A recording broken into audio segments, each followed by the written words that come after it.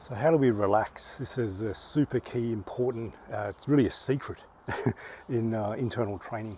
The secret of how to get the good power, a big part of it is to know how to relax your body. So Xing Yi is a hard soft system. So it's training hardness and softness together. So they'll be making a fist that's very tight, but the rest of the arm, rest of the body, most of the body will be soft, so we can deliver that power and not get blocked in the joints. Or the palms firm, the rest of the body is soft, except for the back leg is driving it. You'll feel hardness there, but it's also relaxed within the hardness too. So I'll explain more of that. We'll do some exercises with that. Whereas Tai Chi, when you practice Tai Chi, the first part of Tai Chi, it's what people see is the slow practice, softening practice. It's releasing everything downwards. So Xing Yi has this idea of releasing downwards too. But the first part of Tai Chi is all the softness.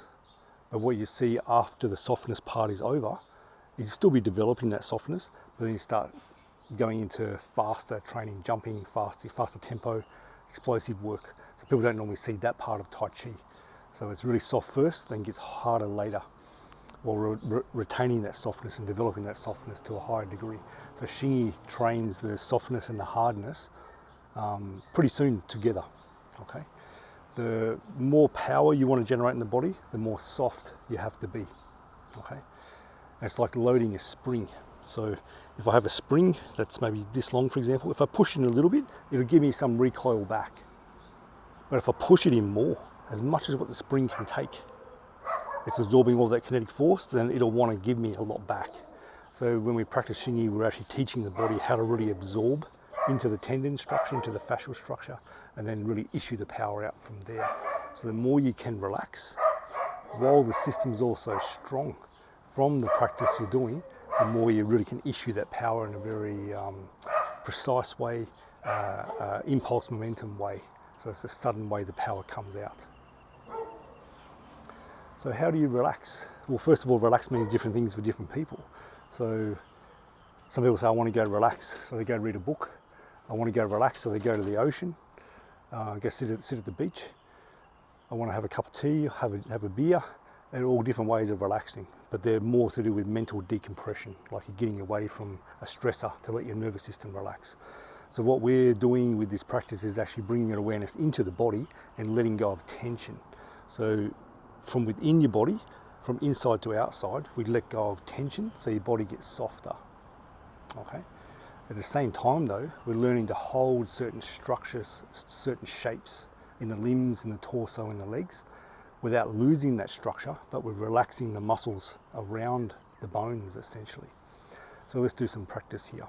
So your shoulder, bring your shoulder right up. So you feel the contrast. So I'm contracting my trapezius muscle here.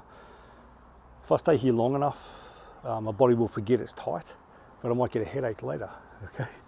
So how I relax here, I've got to first of all be aware. So I'll be aware of my shoulder. I feel that tension there. Then I just let the strength go. That's the best way to think about how to relax. Let the strength go in that area. So I'll let the strength go, it drops. So if I make a fist, make the fist as tight as you can. So even the skin gets white, so the blood can't flow in there very well anymore.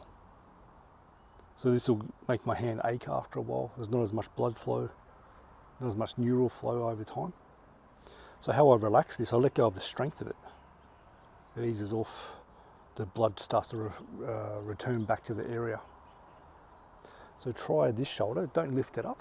Just be aware of the shoulder, so the awareness goes there, and just let go of the strength. So the shoulder might drop, it may not, but I feel that softer now. I feel a connection even down to my hand. I've done a lot of practice. Bring your arm up, or arms up. So this is really, let the wrists dangle here. So the wrists are really soft, I'm not holding them at all. Wrists really soft. So you can lift your arm up by lifting your shoulder too. So Xing Yi never does this.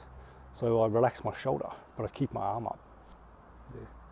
So I'm not pulling it down. I've just let go of the tension in the trapezius, let it drop. So arms are just hanging off the skeleton now. And then if I want the arms to drop, I'm thinking about relaxing my deltoids here.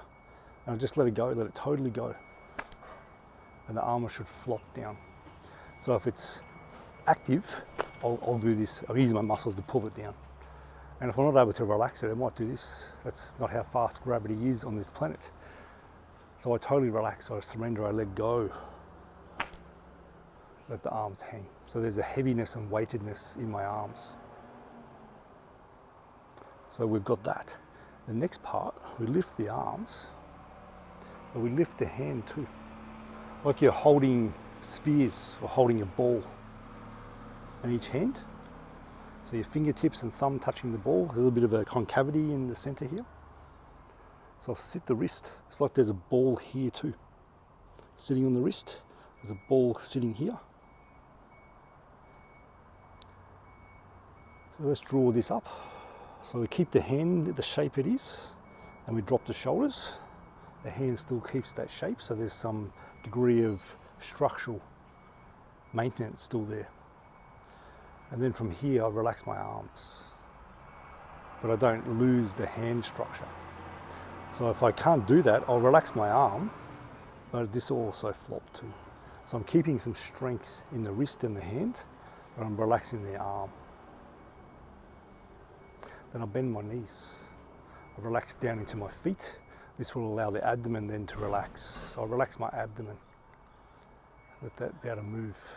So I can let that move while the hands still have that structure. Then if I want to relax it all, I'll let it go.